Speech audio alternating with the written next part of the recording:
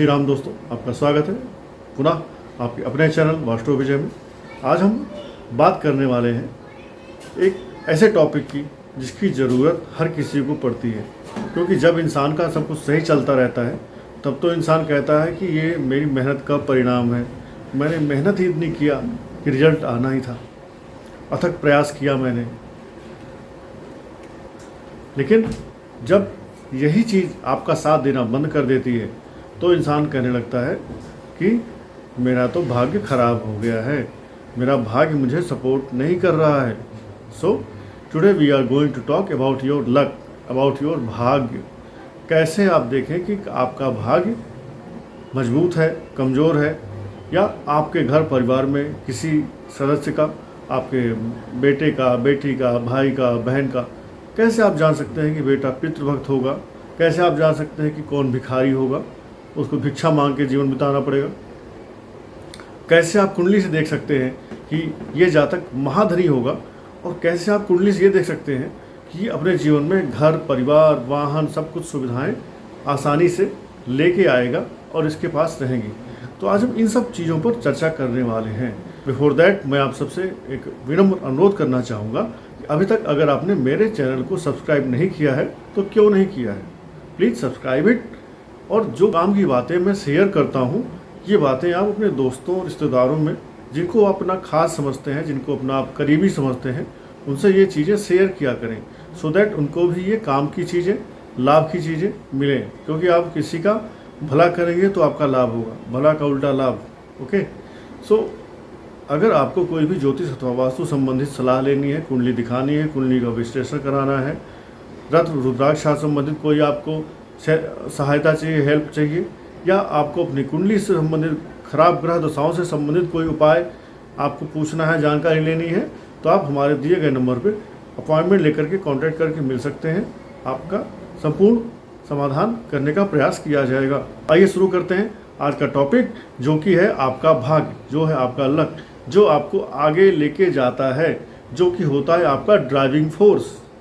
Because जब इंसान का भाग्य इंसान के साथ चलता है तो जो पैसा होता है ना, ये सेकेंडरी हो जाता है, ये बाई प्रोडक्ट हो जाता है। ठीक है ना? आपने अपने जीवन में बहुत सारे लोगों को देखा होगा, वो बहुत कम मेहनत किए लेकिन अपने जीवन में उन्होंने जो मुकाम हासिल कर लिया, वो पोस्ट, वो मुकाम, वो पदवी, वो इज्जत, वो सम्मान, बहुत सारे लोग उनसे 3 गुना 4 गुना ज़्यादा मेहनत करके भी नहीं पाते हैं। ठीक है? तो अल्टीमेटली इसके पीछे होता है हमारा भाग्य। तो भाग्य हम कैसे देखें, पहली चीज़ तो ये है। दूसरी हम बात करेंगे अपने भाग्य को बढ़ाने के लिए क्या उपाय किया जाए, क्योंकि कुंडली तो आपको ये बता देगी कि आपके भाग्य में मजबूती है या आपका भाग्य कमज़ोर है। परंतु जिनका भाग्य कमज़ोर है उन्हें भी निराश होने की आवश्यकता नहीं है। आपके लिए मैं उपाय बताने वाला हूँ, कमज़ोर भाग्य वाले भी निराश ना हो। आखिरी में कमज़ोर भाग्य के मजबूत करने के, सोए हुए भाग्य को जगाने का भी उपाय बताया जाएगा। तो जैसा आप सब जानते हैं, आज हम आपके भाग्य और भाग्य भाव के बारे में विस्तृत चर्चा करने वाले हैं। तो ये आपके कुंडली होती है। अभी हमने आपके सामने एक ब्लैंक कुंडली लिया हुआ है, और ब्लैंक कुंडली में ये जो घर होता है, जिसको अभी मैं लिख रहा हूँ नंबर 9, ये होता है भाग्य भाव। क्योंकि काल पुरुष की कुंडली देखेंगे तो यहाँ पर होगा एक मेष राशि, यहाँ पे होगी वृषभ राशि, यहाँ पे होगी मिथुन राशि, यहाँ पे हो जाएगी कर्क राशि, यहाँ हो जाएगी सिंह राशि, और यहाँ हो जाएगी कन्या राशि, कर्क सिंह कन्या, यहाँ हो जाएगी तुला राशि, और यहाँ हो जाएगी वृश्चिक राशि। तो काल पुरुष की कुंडली में धनु राशि, जो कि गुरुदेव बृहस्पति की है, वो भाग्य भाव में आती है। इसलिए गुरुदेव बृहस्पति भाग्य भाव के नेचुरल कारक कहे जाते हैं। यहाँ पे होता है आपका 10 नंबर, जो कि शनिदेव की मकर राशि है, और यहाँ पर होता है कुंभ राशि, जो कि शनिदेव की राशि है, और यहाँ पर 12वां घर में होती है आपकी 12वीं राशि काल पुरुष की कुंडली में। तो यहाँ हमने देखा कि ये कुंडली के 12 घर हैं, जिनमें हमने अलग अलग 12 राशियाँ लिखी हैं। अब यहाँ पर ये जो आपका भाग्य भाव है, ठीक है, इस भाग्य भाव को ही हमें आज मेन रूप से अध्ययन करना है। यही हमें बताएगा कि हमारे जीवन में हमारा भाग्य कितना अच्छा, कितना कमज़ोर हमें सपोर्ट करने वाला है। तो अगर आपका भाग्य भाव शुभ कर्तरी योग में है, ठीक, तो आपका भाग्य प्रबल होगा। अब जो लोग ज्योतिष के लिए नए हैं, जिन्हें ज्योतिष कम आता है, उनकी जानकारी के लिए मैं बता दूं, जब किसी भाव के पहले अर्थात भाग्य भाव के पहले ये वाला भाव और भाग्य भाव के बाद ये वाला भाव, अगर किसी भाव के पहले और बाद में जो भाव है, जो घर है, उसमें शुभ ग्रह बैठे हों, तो आपका वो भाव शुभ कर्तरी में आ जाता है। शुभ कर्तरी अर्थात अब आपके इस भाव की अर्थात भाग्य भाव की शक्तियां बढ़ जाती हैं। ठीक, तो शुभ ग्रह कौन कौन से होते हैं? गुरु, शुक्र, बुध और पक्ष बली चंद्रमा। तो अर्थात शुक्र हो, गुरु हो, बुध हो और पक्ष बली चंद्रमा अगर किसी भाव के पहले और बाद बैठ जाएं, तो उस भाव की शक्ति को ये काफी हद तक बढ़ा देते हैं। ठीक, तो ये होगा आपका पहला सूत्र। अब आपने काल पुरुष की कुंडली देखा। काल पुरुष की कुंडली में गुरुदेव बृहस्पति होते हैं भाग्य के कारक, अर्थात आपका जो गुरुदेव बृहस्पति होते हैं कुंडली में, नेचुरल कुंडली में भी और इस दुनिया के ब्रह्मांड के सभी जातकों की कुंडली के लिए गुरुदेव बृहस्पति भाग्य भाव के नेचुरल कारक बन जाते हैं। तो अगर आपके कुंडली में भाग्य भाव का स्वामी अर्थात 9th हाउस, यहाँ पर कोई भी राशि लिखी हो सकती है आपकी कुंडली में, जहाँ पे 9 लिखा हूँ, यहाँ पर आपकी कुंडली में 1 से लेकर 12 तक कोई भी राशि, कोई भी नंबर लिखा होगा, तो उस राशि का जो स्वामी होता है वो अर्थात 9th हाउस का लॉर्ड और गुरुदेव बृहस्पति जिस कुंडली में जितने ही स्ट्रांग होंगे, उतनी ही वो कुंडली मजबूत मानी जाएगी। इसको आप सूत्र नंबर 2 समझ सकते हैं। अर्थात भाव, भाव हुआ 9th, भावेश अर्थात 9th हाउस का लॉर्ड, और कारक, कारक होते हैं भाग्य के गुरुदेव बृहस्पति। तो ये 3 चीज आपको देखनी है किसी भी भाव की शक्ति को चेक करने में।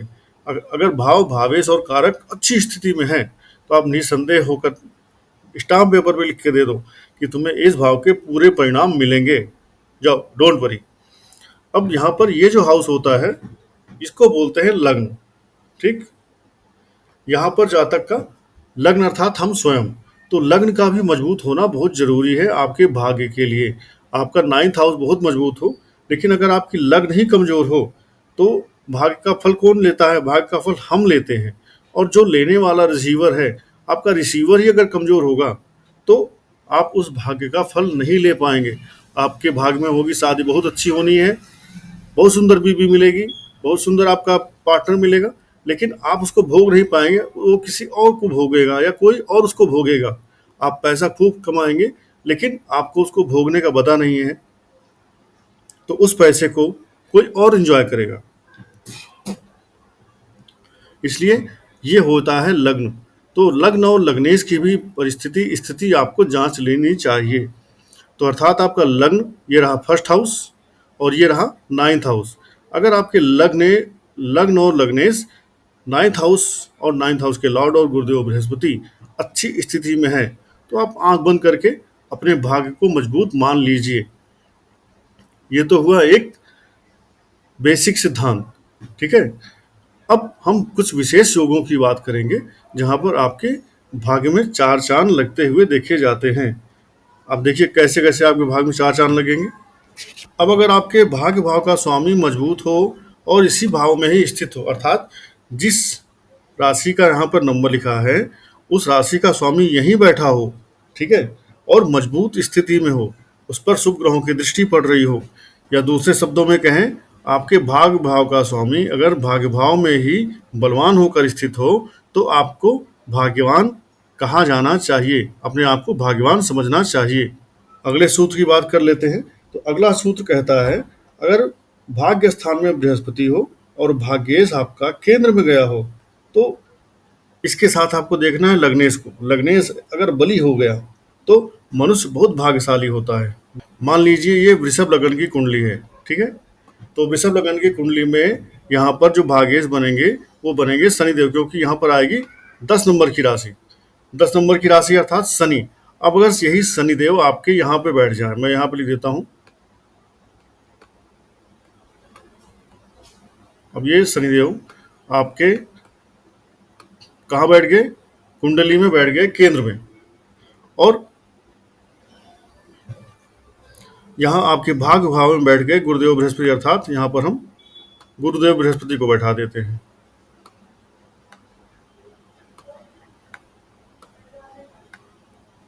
ठीक, लग्नेश कौन सा हुए यहाँ पर? लग्नेश हो गए शुक्र।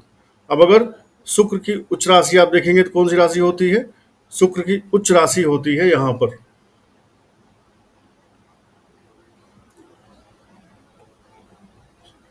वृषभ लगन में।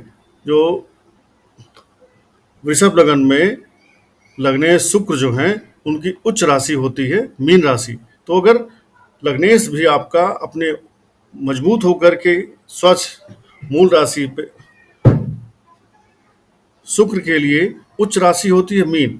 ठीक, तो आपका लग्नेश शुक्र बना यहाँ पर। अगर लग्नेश स्वराशि पर, मूल त्रिकोण राशि पर या उच्च राशि पे बैठ गया तो अगर हमने यहाँ पे शुक्र को बैठा दिया, ठीक है।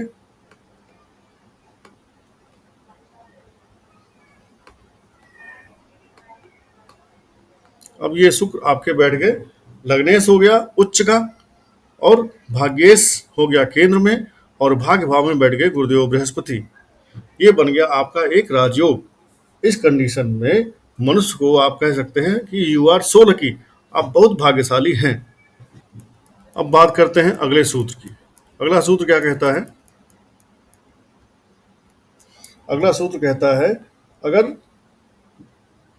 आपका 9th हाउस का लॉर्ड बलवान हो और नवम भाव में शुक्र हो और केंद्र में बृहस्पति हो तो जातक का जो पिता होता है वो बहुत भाग्यशाली होता है।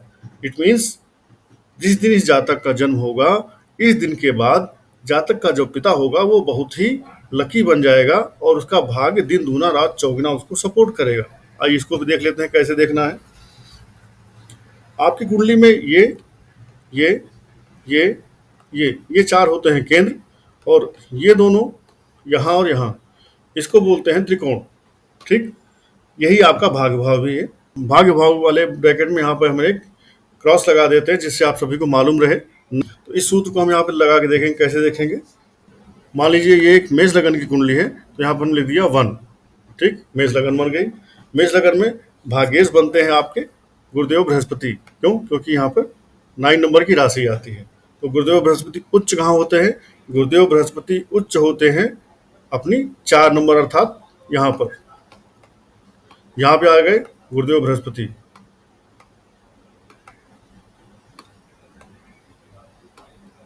ठीक, अब आपका भाग्येश हो गया पावरफुल, भाग्येश हो गया बहुत ही शक्तिशाली, मजबूत। और दूसरा सूत्र कहता है कि भाग्य भाव में शुक्र बैठे हों। ठीक है, तो यहां पर हम शुक्र को देख लेते हैं। जैसे आपके भाग्य भाव में शुक्र आएंगे, ठीक है, बृहस्पति यहाँ पे केंद्र में आ गए। ये जो घर है ये केंद्र का है। ठीक है, तो बृहस्पति यहाँ पे केंद्र में आ गए। भाग्य भाव में आपका शुक्र आ गया, भाग्येश मजबूत हो गया, और गुरुदेव बृहस्पति केंद्र में आ गए। अब ये जो कुंडली है किसी भी लगन की हो, किसी भी राशि की हो, ठीक है, जहाँ पर ये 3 कंडीशन मैच कर जाएंगी, ये जातक को, खास करके जातक के पिता को बहुत भाग्यशाली बनाती हैं। तो आपको देखना है 9th हाउस का लॉर्ड मजबूत स्थिति में केंद्र में बैठा हो, पहली कंडीशन है इस सूत्र की। दूसरी कंडीशन है भाग्य भाव में शुक्र बैठा हो, और तीसरी कंडीशन है कि गुरुदेव बृहस्पति केंद्र में बैठे हों, क्योंकि भाग्य के ये नेचुरल कारक होते हैं। तो आई होप ये सूत्र आप सबको समझ में आ गया होगा। अब बात करते हैं अगले सूत्र की। अगला सूत्र कहता है अगर भाग्य से द्वितीय भाव में, अर्थात यहाँ पर दसम भाव, ये हुआ, दसम भाव में मंगल हो या लग्न में मंगल हो और नौमेश आपका नीच राशि में गया हो, नौमेश कौन सा हुआ? भाग्य भाव का स्वामी, तो जातक का पिता निर्धन होता है। ठीक, इसके लिए आप देख लीजिए, हमने मंगल यहाँ पे लिख दिया,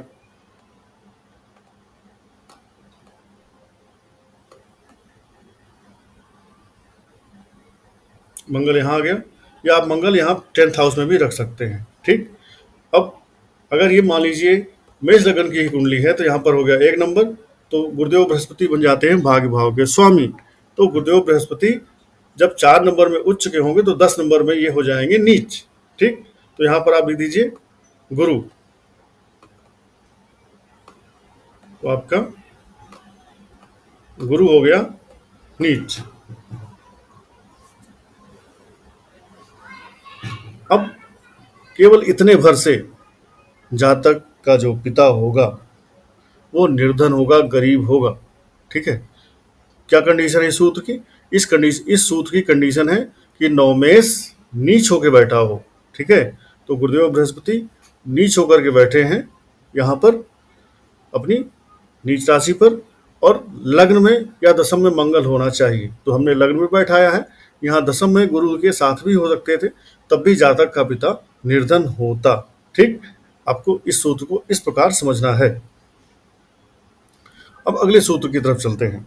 ये सूत्र कहता है अगर भाग्येश परम उच्च में हो और भाग्य भाव के नवांश में गुरु हो और लग्न से केंद्र में शुक्र हो, तो पिता जो होता है जातक का, उसकी लाइफ, उसकी एज बहुत लंबी होती है। आइए इसको भी लगा के देखते हैं क्या कह रहा है सूत्र। आपका भाग्येश अर्थात इस भाव का स्वामी। ठीक है। फिर से हम मेष लग्न की कुंडली अगर लेते हैं तो यहाँ पे हुए 9 नंबर, 9 नंबर अर्थात गुरु, और गुरु आपका यहाँ पे 4 नंबर की राशि में हो जाएंगे उच्च के। ठीक है। और परम उच्च होता है किसी ग्रह का वो अंश जहां पर वो परम उच्च माना जाता है। तो मान लीजिए मेष लग्न की कुंडली है, गुरु अपनी परम उच्च उच्च राशि पे परम उच्च अंश पे विराजमान है। ठीक। ये हुआ इस सूत्र का पहला कंडीशन। अब भाग्य भाव के नवांश में गुरु हो, भाग्य भाव का नवांश D9 में आपको देखना है। तो जो D9 है वहां पर भाग्य भाव के नवांश में अगर वहां भी गुरु बैठा हुआ है और लग्न से केंद्र में अर्थात ये चारों घर, पहला, चौथा, सातवां, दसवां, यहाँ कहीं पर भी अगर शुक्र बैठा है, ठीक है, तो ये बन गया जातक का पिता दीर्घजीवी। क्लियर? आई होप आपको सूत्र में कोई कंफ्यूजन नहीं होगा। मेष लग्न की कुंडली है, यहाँ पर भाग्य भाव का स्वामी परम उच्च पे गया हुआ है, केंद्र में शुक्र है, और नवमांश में भी गुरुदेव बृहस्पति भाग्य भाव के नवांश में गए हैं। ठीक। ये 3 कंडीशन पूरी करने के साथ जातक का पिता दीर्घजीवी हो जाता है, लंबी आयु वाला हो जाता है। अगले सूत्र की जब हम व्याख्या करेंगे तो यहाँ पर भाग्येश केंद्र में हो, अर्थात चलिए हम यहाँ पर वृषभ लग्न की कुंडली ले लेते हैं। वृषभ लग्न की कुंडली हो गई तो भाग्य भाव के स्वामी बनेंगे शनिदेव। ठीक। अब मान लो शनिदेव आपके यहाँ बैठे हुए हैं। ठीक। अब शनि यहाँ विराजमान है।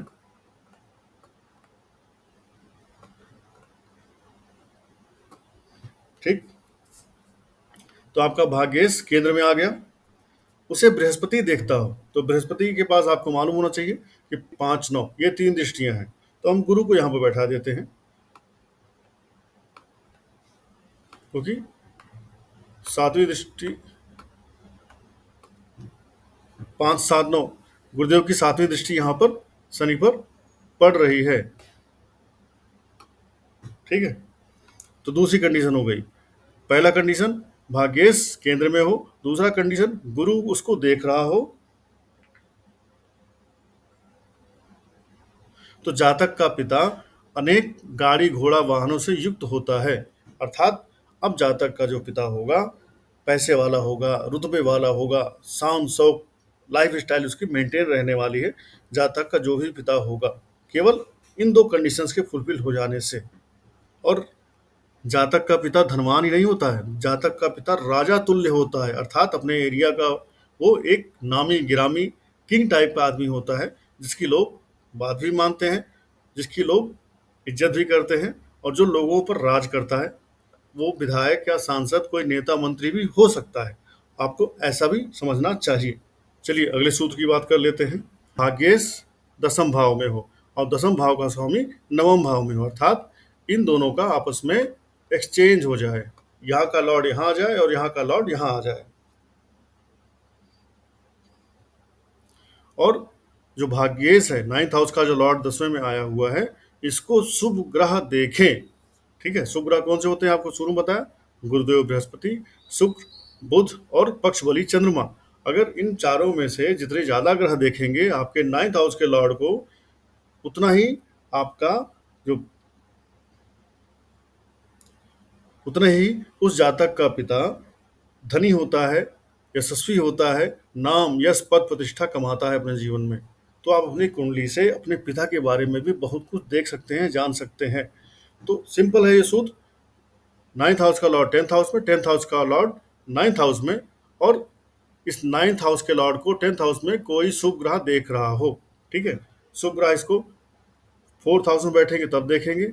बाकी गुरुदेव बृहस्पति के पास 5, 7, 9 दृष्टियां होती हैं, वो अलग अलग घरों से भी देख लेंगे। गुरुदेव बृहस्पति आपके यहाँ से बैठेंगे तो भी देख लेंगे, यहाँ से बैठेंगे तो भी देख लेंगे, यहाँ बैठेंगे तो भी देख लेंगे। बाकी चंद्रमा, बुध, शुक्र, इनके पास सप्तम दृष्टि ही होती है। तो चंद्रमा, शुक्र और बुध, इन तीनों को यहाँ बैठना पड़ेगा, तब ये इनकी दृष्टि आपके 9th हाउस के लॉर्ड पे पड़ेगी। आई होप ये फार्मूला भी आपको क्लियर है। अब चलते हैं अगले सूत्र की ओर। कैसे जाने कि आपका भाग्यशाली ग्रह कौन सा है?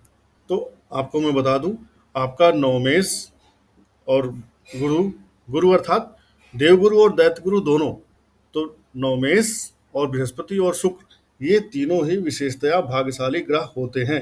ठीक है, और अगर ये दोनों शुभ भाव में बैठे हों, केंद्र में त्रिकोण में गए हों, या शुभ ग्रहों से दृष्ट हों, या शुभ ग्रहों के साथ बैठे हों, तो मनुष्य को भाग्यशाली बना देते हैं।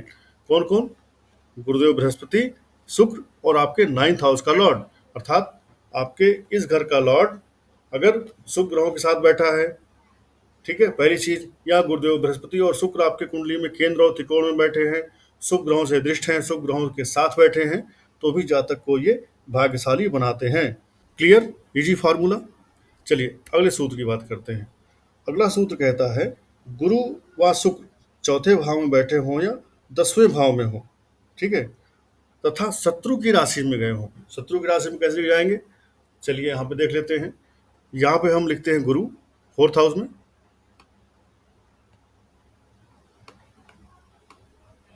ठीक है, 4th हाउस में गुरु है, और शत्रु राशि में कैसे जाएगा? ठीक है, तो क्या करिए आप, यहाँ पे आप ये वृश्चिक लग्न की कुंडली बना लीजिए। तो 8, 9, 10, 11 गुरुदेव बृहस्पति आ गए शनि की राशि में। ठीक है, यहाँ हो गया 12, 1, 2, 3, 4, 5, यहाँ आएगी 5 नंबर की राशि। अब यहाँ पे बैठा दीजिए शुक्र को। अब आपके शुक्र जो हैं ये बैठे हैं सूर्य की राशि में, जो कि इनके मित्र तो बिल्कुल नहीं है।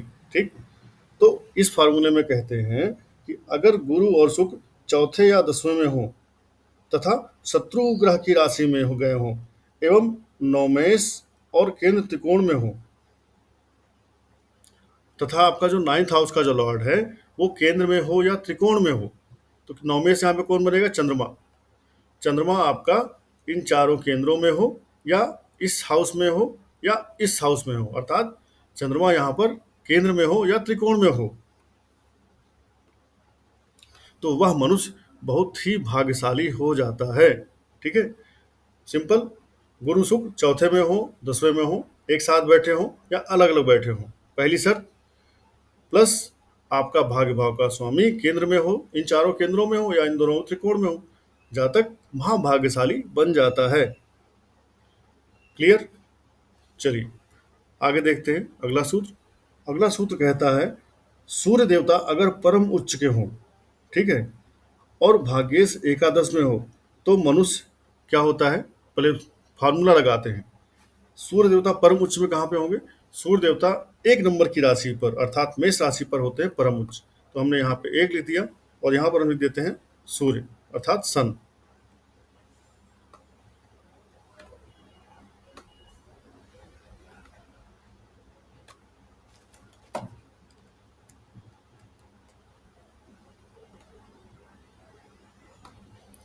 ये हो गए सूर्य महाराज। सूर्य महाराज मेष राशि में अपने उच्च राशि पे आए हैं, और सूर्य महाराज अपनी उच्च राशि पे विराजमान है और अपने परम उच्च अंश पे भी विराजमान हो, इस कुंडली की पहली शर्त है। मेष लगन की कुंडली होगी तो भाग्येश कौन बनेंगे? गुरुदेव बृहस्पति बनेंगे। तो गुरुदेव बृहस्पति को यहाँ 4th हाउस में नहीं रखना है, गुरुदेव बृहस्पति को हमें लाना है भाग भाव में, अर्थात यहाँ पर। तो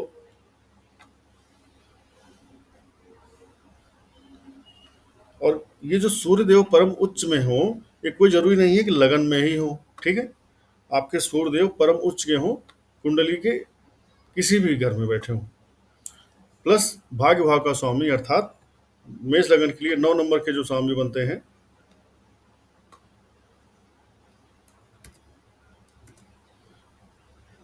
भाग्य भाव का स्वामी अर्थात 9 नंबर का लॉर्ड, ये बैठे हैं आपके लाभ भाव में। तो कुछ जो सूत्र कहता है, सूर्य परम उच्च में हो, भाग्येश एकादश में हो, तो मनुष्य पितृभक्त होता है, अपने पिता का भक्त होता है, पिता की आज्ञाओं का पालन करता है, मनुष्य धार्मिक होता है और राजा का करीबी होता है, राजा का प्रिय होता है। अर्थात आज के समय में राजा कौन है? आज के समय में राजा हैं विधायक, सांसद, मंत्री, मुख्यमंत्री से, ये सब जो हैं आज के समय के राजा ये हैं। तो ऐसा जातक इन लोगों का करीबी होता है। सूत्र एक बार फिर से समझ लीजिए, सूर्य परम उच्च में होना चाहिए और कोई जरूरी नहीं है कि सूर्य लगन में ही बैठा हो। ठीक, और नवमेश का, नवमेश आपका जो है यहाँ पर होना चाहिए लाभ भाव में। अगर सूर्य परम उच्च पे है और आपका भाग्येश लाभ भाव में है तो ये योग बन जाता है। तो दूसरा सूत्र कहता है कि लग्नेश से त्रिकोण में बैठे हों सूर्य, अर्थात अगर देखेंगे तो सूर्य देवता 9th हाउस के ये भी एक कारक होते हैं, क्योंकि ये पिता के कारक हैं। तो लग्न से त्रिकोण में सूर्य बैठा हो, तो एक त्रिकोण हुआ ये वाला, एक त्रिकोण हुआ ये वाला। अब चलिए सूर्य देवता को यहाँ पे बैठा दीजिए,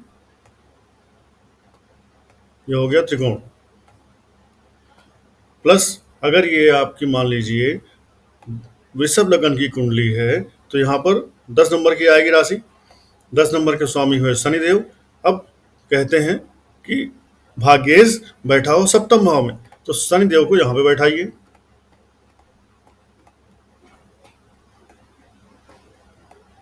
ठीक, केंद्र लग्न से त्रिकोण में सूर्य हो गए, भाग्येश आपका आ गया सप्तम भाव में।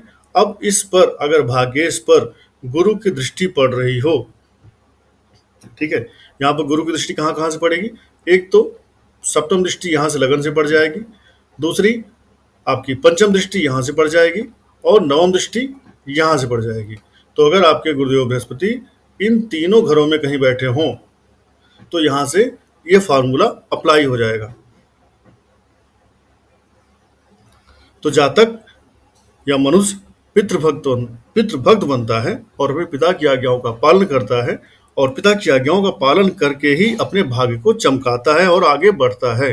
अब बात करेंगे अगले योग की। अगला योग कहता है कि नवमेश द्वितीय भाव में हो तथा धनेश अर्थात सेकंड हाउस का लॉर्ड अगर 9 भाव में हो, तो जातक 32 साल के बाद जीवन में अपना भाग्योदय होता हुआ देखता है। नाम, यश, पद, प्रतिष्ठा सब कुछ उसकी बढ़ती है। तो इसका मतलब आप ऐसे समझिए कि 9th हाउस का लॉर्ड आ गया सेकंड हाउस में और सेकंड हाउस का लॉर्ड आकर के बैठ गया 9th हाउस में। जब इन दोनों भाव के स्वामी आपस में एक्सचेंज कर लें तो जातक का 32 वर्ष की आयु में भाग्योदय होगा और फिर ऐसा भाग्योदय होगा कि वो जातक अपने जीवन में मुड़कर कभी पीछे नहीं देखेगा। ठीक है, बात करते हैं अगले सूत्र की। अगर लग्नेश 9वें भाव में बैठा हो, ठीक है, मान लीजिए मेष लगन में का स्वामी है, यहाँ पर मेष लगन है, तो मेष लगन में मंगल बनेंगे। यहाँ पर मान लीजिए मंगल बैठे हैं, ठीक, लग्नेश 9वें भाव में बैठा है और यहीं पर जो 6th हाउस का लॉर्ड है, मेष लगन में 6th हाउस के लॉर्ड होते हैं बुध महाराज अर्थात मरकरी। तो मरकरी भी अगर इन्हीं के साथ में आ जाए,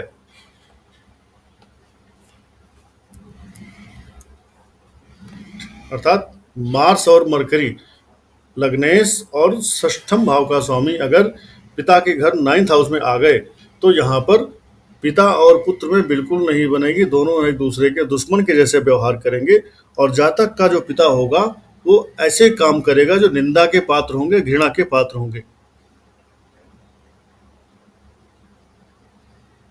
ठीक है, तो ये भी आपके भाग भाव से ही बनने वाला एक दुर्योग है। अब कैसे देखेंगे कि भाग्य भाव से देखें, पता चल सके कि जातक भीख मांगेगा क्या? ऐसी परिस्थिति तो नहीं आएगी। अगर आप कहीं किसी से शादी करने जा रहे हैं, किसी से पार्टनरशिप करने जा रहे हैं और वो कुंडली में ऐसा कोई योग है, तो आपको बचना चाहिए, सो दैट फ्यूचर में ऐसी परिस्थिति आपके किसी नज़दीकी को ना देखनी पड़े। इस सूत्र में क्या कहते हैं, ये सूत्र कहता है अगर आपके 9th हाउस का लॉर्ड निर्बल हो, ठीक है, 9th हाउस का लॉर्ड नीच हो या अस्त हो, चलिए हम मेष लगन ही मान लेते हैं। मेष लगन में यहाँ पे 9th हाउस अर्थात गुरु आएंगे, तो हम जुपिटर को, गुरु को यहाँ पे बैठा देते हैं, जो कि 10 नंबर की राशि की नीच राशि है।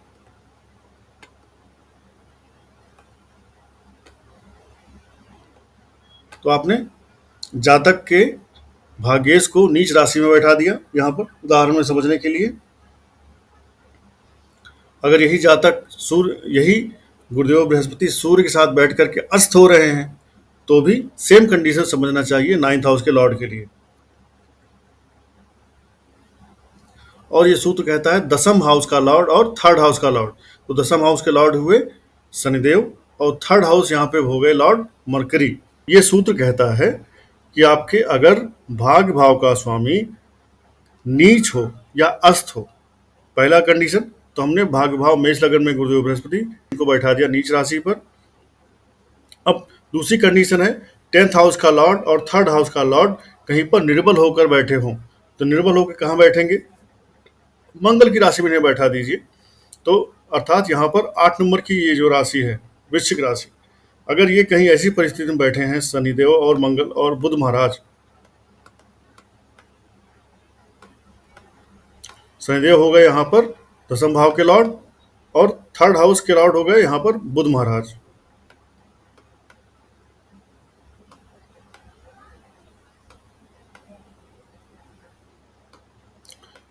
ठीक, ये बन गया फार्मूला। 10th हाउस का लॉर्ड शनि यहाँ पे है और 3rd हाउस का लॉर्ड बुध वो भी यहीं पे है, लेकिन दोनों ही निर्बल अवस्था में हैं और 8th हाउस में है। प्लस आपके भाग्य भाव का स्वामी गुरु नीच अवस्था में नीच राशि पर बैठा हुआ है। तो ये जातक जीवन में, ऐसा जातक जीवन में भिक्षा मांग के अपना पेट भरता है, ऐसा हमें समझना चाहिए। चलिए अगले सूत्र की तरफ चलते हैं। अगला सूत्र बताएगा कि भाग्य भाव से देखकर कैसे आप जाने कि पिता का अरिष्ट होने वाला है जातक की कुंडली से। जातक की कुंडली में अगर सूर्य देवता छठवां अर्थात यहाँ, 8वां अर्थात यहाँ, 12वां अर्थात यहाँ, ठीक, तो जातक की कुंडली में सूर्य देवता अगर 6, 8, 12 में बैठे हों और भाग्य भाव में अष्टम भाव का स्वामी बैठा हो, अर्थात 8th लॉर्ड, यहाँ का जो लॉर्ड है ये बैठा हो 9th हाउस में, और लग्न में बैठा हो 12th लॉर्ड, अर्थात ये हुआ 12th हाउस, इसका लॉर्ड अगर लग्न में बैठा हुआ है, और अगर 6th हाउस का लॉर्ड बैठा हो पंचम भाव में, तो कंडीशन कैसी बनी, सूर्य देवता आपके बैठे हों 6, 8 या 12 में, प्लस 8th हाउस का लॉर्ड 9th में, 12th हाउस का लॉर्ड लगन में, और 6th हाउस का लॉर्ड 5th हाउस में बैठा हो, तो ऐसा जातक जन्म ले उसके पहले ही उसके पिता की मृत्यु हो जाती है। और अगर सूर्य देवता अष्टम में हो और भाग्य भाव में अष्टमेश हो, ठीक है, सूर्य देवता 8वें घर में बैठे हो, 8वें घर का स्वामी 9वें भाव में बैठा हो, तो जातक के जन्म लेने से 1 वर्ष के भीतर ही पिता की मृत्यु हो जाती है। अगली कंडीशन है अगर 12th हाउस का लॉर्ड नवम में हो, अर्थात ये रहा 12th हाउस, इसका आपका लॉर्ड 9th में आ गया, यहाँ आ गया, और नवमेश नीच नवांश में गया हो, तो नवमेश यहाँ का जो लॉर्ड है नवमांश पे देखिए कहीं नीच राशि पे तो नहीं बैठ गया है। तो ऐसी कंडीशन में 3रे या 16वें वर्ष में पिता की मृत्यु हो जाती है। अगले योग की बात करेंगे, अगर लग्नेश खुद अष्टम में चला आया हो, अर्थात यहाँ आ गया हो, और 8th हाउस का जो लॉर्ड है अर्थात इस घर का जो स्वामी है वो सूर्य के साथ कहीं बैठा हो, पहली तो कंडीशन ये हो गई लग्नेश आ गया अष्टम में, फिर 8th हाउस का लॉर्ड बैठ गया सूर्य के साथ कुंडली में कहीं भी,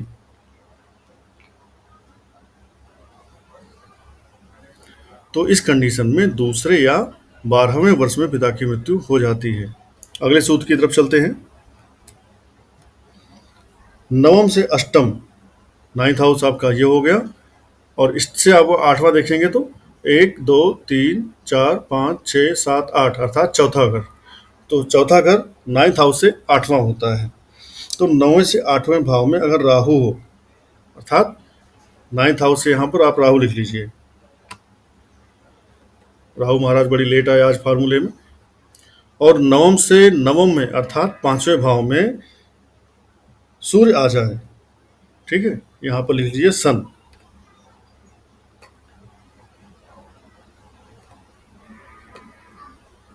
जातक के पिता की मृत्यु 16वें या 18वें वर्ष में हो जाती है। आइए अगले सूत्र की तरफ चलते हैं। राहु और सूर्य साथ हों, राहु और सूर्य अर्थात कहीं भी लिख लीजिए, राहु और सूर्य साथ बैठे हैं कुंडली में, और चंद्रमा से नवम स्थान में शनि हो, ठीक है।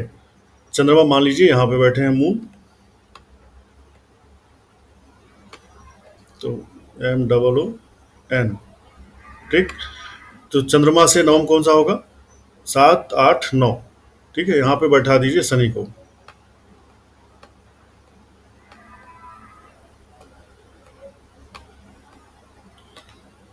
चंद्रमा से 9 में हो गए शनि, राहु और सूर्य साथ बैठा दीजिए कहीं पर, मान लीजिए राहु और सूर्य यहाँ बैठ गए हैं,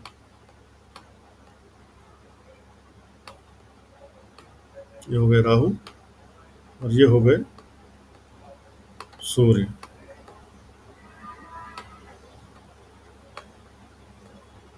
तो जातक के पिता की मृत्यु 7वें, 7th अथवा 19वें 19th वर्ष में हो जाती है। अब अगला जो फार्मूला है वो क्या कहता है, अगर 9th हाउस का लॉर्ड 12th हाउस में गया हो, ठीक है, और 12th हाउस का लॉर्ड 9th हाउस में आया हो, दोनों एक दूसरे से एक्सचेंज कर लिए हों, तो जातक के 44वें 44 ईयर में जब जातक पहुंचता है, तब जातक के पिता की आयु के लिए खतरा होता है। और अगला जो फार्मूला है वो कहता है कि चंद्रमा अगर D9 में सिंह राशि के नवांश में गया हो और लग्नेश अष्टम भाव में हो, अर्थात इस भाव में लग्नेश बैठा हो और चंद्रमा D9 में सिंह राशि के नवांश में गया हो, तो जातक के पिता की मृत्यु 35 या 41 ईयर में हो जाती है। तो यहाँ पर आपको इस बात का भी ध्यान देना है। आइए अगले सूत्र की तरफ चलते हैं। अगला सूत्र कहता है यदि सूर्य दशमेश होकर शनि या मंगल से युक्त हो, ठीक है, तो 50वें वर्ष में पिता की मृत्यु होती है।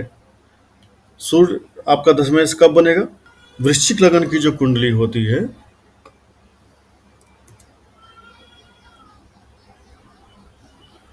वृश्चिक लगन की जो कुंडली होती है, यहाँ पर सूर्य होते हैं 10th हाउस के लॉर्ड, क्योंकि यहाँ पर 5 नंबर की राशि आती है।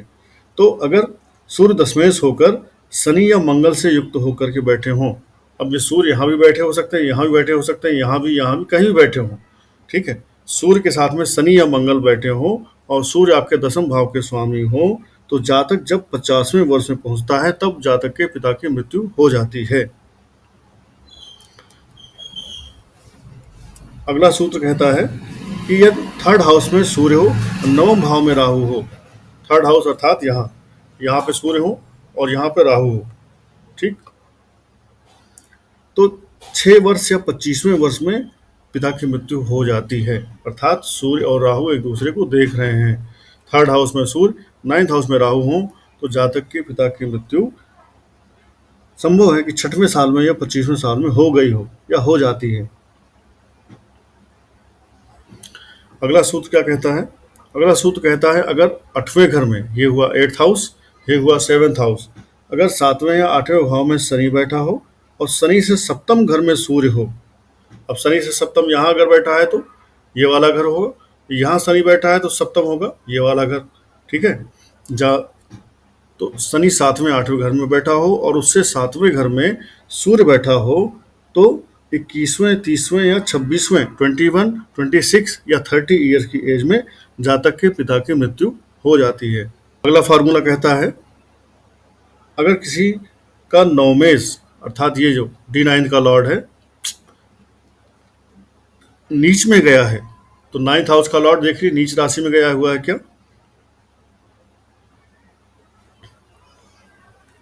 और नवमेश आपका जिस राशि में नीच हुआ है उस राशि का स्वामी 9th हाउस में आके बैठा है। जैसे मान लीजिए यहाँ पे मेष राशि है मेष राशि में यहाँ पर गुरुदेव बृहस्पति हुए भाग्य के स्वामी, ये आ गए अपनी नीच राशि में यहाँ पर, ठीक, जो कि शनि की राशि है, 10 नंबर वाली यहाँ पर राशि आएगी। अब अगर यहाँ पर गुरुदेव बृहस्पति आके बैठ गए नीच राशि पर और 10 नंबर राशि का स्वामी शनि यहाँ पर आकर बैठ गया,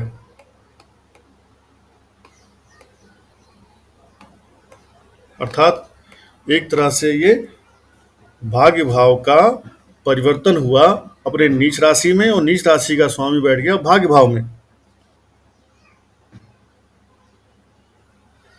तो 26 से लेकर 26 या 33 ईयर में जातक के पिता की मृत्यु हो जाती है। मान लीजिए मेष लगन की कुंडली है, तो यहाँ पे हुए गुरुदेव बृहस्पति भाग्येश। अब 12 नंबर यहाँ आएगा, तो भाग्येश और शुक्र दोनों यहाँ पे बैठे हैं, ठीक है।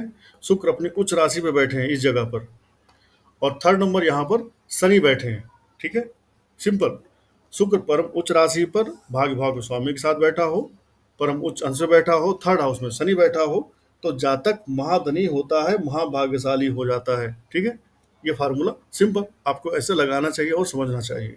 अगला फार्मूला कहता है यदि 9वें स्थान में बृहस्पति हो और नवमेश केंद्र में गया हो, ठीक है। मान लीजिए यहाँ पर आपकी ये कुंभ लगन की कुंडली है, तो कुंभ लगन की कुंडली में आप देखेंगे तो यहाँ पर जो राशि आएगी 7 नंबर, अर्थात तुला राशि आएगी।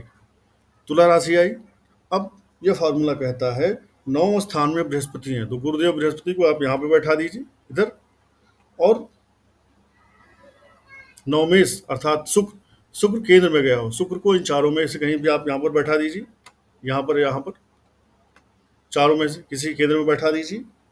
तो जातक 20 वर्ष की आयु में ही अपने भाग्य का एंजॉय करने लगता है, भाग्य का जो फल है उसे मिलने लगता है, और जातक महाभाग्यशाली बन जाता है अपनी उम्र के, अपनी आयु के अर्ली एज में ही। अगला फार्मूला कहता है यदि बुध परम उच्च का हो, बुध उच्च होता है अपनी 6 नंबर की राशि पर, और परम उच्च अंश पे आ जाए बुध, तो मान लीजिए बुध आपका परम उच्च पे बैठा है, तथा नवमेश 9वें भाव में हो, ठीक है, नवमेश 9वें भाव में ही बैठा हो यहीं पर, 36 वर्ष की आयु के उपरांत भाग्योदय उसका बहुत ही तेजी से होता है, बहुत ही फास्ट स्पीड से होता है।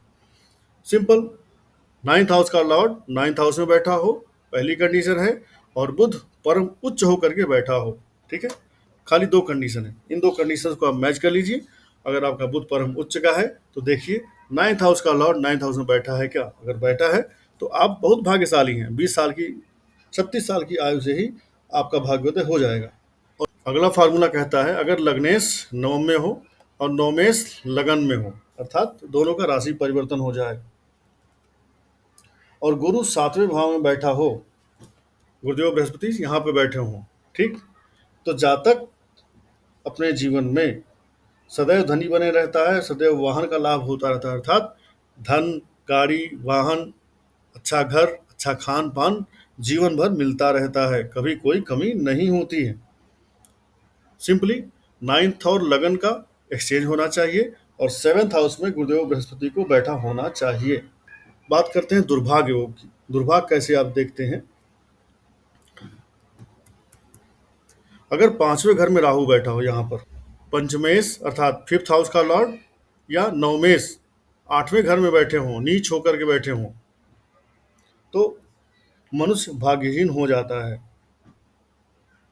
सिंपल फार्मूला, 5th हाउस में राहु बैठा हो और 5th हाउस का लॉर्ड या 9th हाउस का लॉर्ड या दोनों 8th हाउस में बैठे हैं नीच होकर के, अस्त होकर के, तो जातक भाग्यहीन हो जाता है, जातक का भाग्य उसको सपोर्ट नहीं करता है।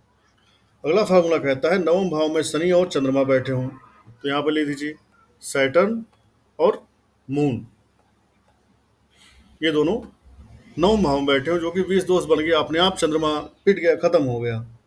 और आपका लग्नेश नीच राशि में बैठा हो, अब लग्नेश कोई भी हो सकता है 1 से लेकर 12 राशियों के बीच में। अब लग्नेश अगर नीच राशि में बैठा हुआ है तो आप समझ लीजिए कि यह जातक अपने जीवन में भीख मांगकर जीवन बिताएगा, अर्थात दरिद्रता अब इसका साथ नहीं छोड़ने वाली है। क्यों? क्योंकि एक तो लग्न पिट गई, दूसरा भाग्य भाव भी पिट गया, ठीक है। और भाग भाव के साथ साथ आपका कैश फ्लो का कारक चंद्रमा पिट गया। फिर जब तीन तीन दुर्योग इस तरह से लग जाएं तो जातक के जीवन में धन आता ही नहीं है। ओके, तो आपका जो भाग्य भाव का स्वामी होता है उसको देखिए, भाग्येश को देखिए, भाग्य भाव के कारक को देखिए, और देखिए कि आपके शुभ ग्रहों की क्या स्थिति है। आपके कुंडली में कौन सा ग्रह नीच बैठा है, कौन सा ग्रह अस्त होकर बैठा है, कौन सा ग्रह छठवें आठवें बारहवें में बैठा है। उसके आधार पर आप भाग्य और भाग्योदय और अपने पिता से संबंधित चीज़ों को देख सकते हैं, जान सकते हैं। अब बात कर लेते हैं, यदि आपका भाग्येश कमजोर है, यदि आपका भाग्येश अस्त है, यदि आपका भाग्येश नीच का है, तो आप अपने भाग्य भाव को कैसे मजबूत करेंगे, कैसे अपने भाग्येश को जगाएंगे। तो 1 से लेकर 12 में से कोई राशि होगी आपके 9th हाउस में, जो यहाँ पर ये वाला हाउस है।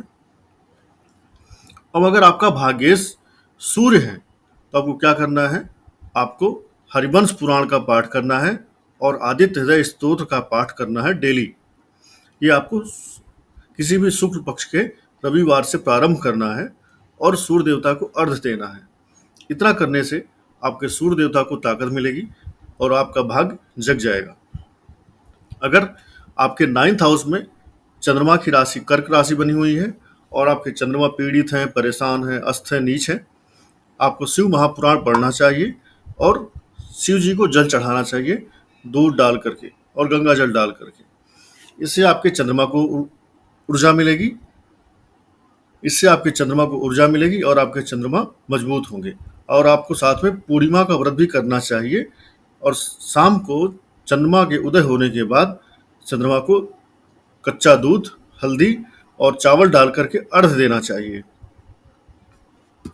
अगर आपके इस 9वें भाव में मंगल बैठा है तो आपको सुंदरकांड का पाठ करना चाहिए हर मंगलवार, हर शनिवार, और हनुमान जी के मंदिर में जाकर के उनको लाल चोला चढ़ाना चाहिए और उनके पैर का सिंदूर अपने माथे पर लगाना चाहिए। अगर आपके 9th हाउस में बुध बैठा है या बुध की राशि है और किसी वजह से कमजोर हो रहा है तो आपको दुर्गा सप्तशती का पाठ करना चाहिए, विष्णु सहस्त्र नाम का पाठ करना चाहिए। अब अगर आपके 9th हाउस का कनेक्शन बृहस्पति से बन रहा है तो आपको क्या करना है, आपको अपने जीवन का एक लक्ष्य बनाना है। यदि आपके जीवन का लक्ष्य नहीं होगा तो आपका जुपिटर वैसे ही डैमेज हो जाएगा, बेकार हो जाएगा। आपको अपने संस्कृति, अपने कल्चर, अपने संस्कार, उनको फॉलो करना है। यदि आप उनको फॉलो नहीं करेंगे तो भी आपका जुपिटर खराब रहेगा। प्लस आपको चाहिए कि आप किसी भी मंदिर में जाकर के सफाई करें। जितना आप मंदिर में जाकर के सफाई करेंगे उतना ही आपका बृहस्पति अच्छा होगा। जितना आपका कोई लक्ष्य होगा उतना ही आपका बृहस्पति अच्छा होगा। और केसर या हल्दी का तिलक आपको लगाना है गुरुवार से प्रारंभ करके, डेली लगाया करिए। शुक्ल पक्ष किसी भी गुरुवार से प्रारंभ करना है। कोई भी उपाय करना है तो ध्यान ये रखना है कि चतुर्थी, नवमी, चतुर्दशी उस दिन पर ना रहे। और आप विष्णु पुराण अगर पढ़ते हैं उससे भी आपका बृहस्पति अच्छा होगा। यदि आपके 9वें भाव से शुक्र का कनेक्शन बन रहा है तो आपको माता लक्ष्मी का व्रत करना फायदेमंद रहेगा। वैभव लक्ष्मी का व्रत आप कर सकते हैं या शिव पुराण पढ़ सकते हैं, शिव जी का रुद्राभिषेक करवा सकते हैं। साथ ही आपको गायों के निमित्त कुछ धन निकालना चाहिए जो उनके चारे के लिए रेगुलर आप गौशाला में दे करके आएँ। यदि आप गाय की सेवा करते रहेंगे तो निश्चय ही आपका शुक्र अच्छा हो जाएगा। और आसपास के किसी मंदिर में आप एक नियम बना लीजिए कि आप हर शुक्रवार को मंदिर में कुछ ना कुछ माता रानी को कुछ भेंट करेंगे, कुछ उनके चरणों में अर्पित करेंगे। चाहे श्रृंगार का सामान हो, चाहे भोग हो, चाहे सफ़ेद मिठाई हो, तो समथिंग लाइक दैट आपको शुक्रवार के दिन मंदिर में चढ़ाना है, सो दैट आपका वीनस अच्छा रहे। और शुक्र आपका नीच तभी होता है जब आपने पिछले जन्म में शुक्र की चीज़ों को मिसयूज किया होता है, अर्थात महिलाओं का, लेडीज़ों का अपमान किया होता है या आपने उनके साथ कुछ दुर्व्यवहार किया होता है। तो आपको चाहिए कि इस जन्म में महिलाओं का सम्मान करें, अपोजिट सेक्स का सम्मान करें। और अपने शुक्र को अच्छा करने के लिए आपको गूलर का पेड़ लगाना चाहिए। यदि आपके नवम भाव से शनि का कनेक्शन बन रहा है तो आप शिव परिवार की पूजा कर सकते हैं, हनुमान जी की पूजा कर सकते हैं, सुंदरकांड पढ़ सकते हैं। और विशेष करके गरीब दीनहीन जो दरिद्र लोग हैं उनको आपको ग्रोसरी दान करना चाहिए। प्लस सरसों का तेल छाया दान करना चाहिए शनिवार के दिन। प्लस आप जूता, छाता, कड़ाही, कंबल, तवा, ये चीज़ें भी खास करके सफाई कर्मचारियों को दान करेंगे। इससे भी आपके शनि अच्छे होंगे। और अगर आपके 9th हाउस से राहु का कनेक्शन बन रहा है तो राहु के लिए आपको माता सरस्वती की पूजा करनी चाहिए। राहु के लिए आपको नित्य अपने नहाने के पानी में इत्र डाल के नहाना चाहिए, जिससे आपके राहु आपको अच्छा फल दे सके। राहु के बीज मंत्र का आपको जप करना चाहिए, क्योंकि राहु के बीज मंत्र का आप जप करेंगे उससे आपका राहु अच्छा होने लगेगा, पावरफुल हो जाएगा, निगेटिव से पॉजिटिव होने लगेगा। प्लस अगर आपके 9th हाउस से केतु का संबंध बन रहा है तो आपको क्या करना है, अब आपको मंगल की आराधना करनी है, अर्थात मंगलवार के दिन सुंदरकांड का पाठ करना है। मंदिर में एक तिकोना झंडा चढ़ाना है जिसपे गोल्डन कलर के गोटे लगे होते हैं, और मंदिर में आपको घंटा चढ़ाना है। किसी भी मंदिर में जाइए, घंटा बांध के आइए। इससे भी आपका केतु एम्पावर होगा। और केतु का जो बीज मंत्र है उस मंत्र की आपको जप करनी चाहिए, सो दैट आपका केतु अच्छा हो जाए। जितने विकलांग होते हैं, दिव्यांग होते हैं, इनकी सेवा करने से आपका शनि, राहु, केतु तीनों ग्रह अच्छे होते हैं। तो आपको ये भी करना चाहिए, जिससे ये तीनों ग्रह आपके एक साथ अच्छे होने लगे और अच्छा परिणाम देने लगे। तो आशा करता हूँ कि आप अपने 9 के 9 ग्रहों को पावरफुल करने का ये उपाय समझ पाए होंगे। अगर आपका भाग्येश नीच हो गया है तो आप उसका रत्न पहन सकते हैं। अगर आपका भाग्येश अस्त हो गया है तब भी आप उसका रत्न पहन सकते हैं। हाँ, अगर आपका भाग्येश 6, 8, 12 में बैठा है तो उसका रत्न नहीं पहनना है। अगर आपका भाग्येश कहीं धन भाव में गया हुआ है, नीच हो गया है, तो आप उसका रत्न पहनिए। लेकिन अगर आपको रत्न पहनने के साथ कुछ समस्या आने लगे तो आप उस रत्न को उतार दीजिएगा। तो आशा करता हूँ आप सबको आज का ये वीडियो अच्छा लगा होगा, आप सबको इसमें कुछ काम की बातें मिली होंगी और आगे आप इस चीज़ को अपने जीवन में अप्लाई करेंगे और इसका परिणाम देखेंगे। धन्यवाद। जय श्री राम। हर हर महादेव।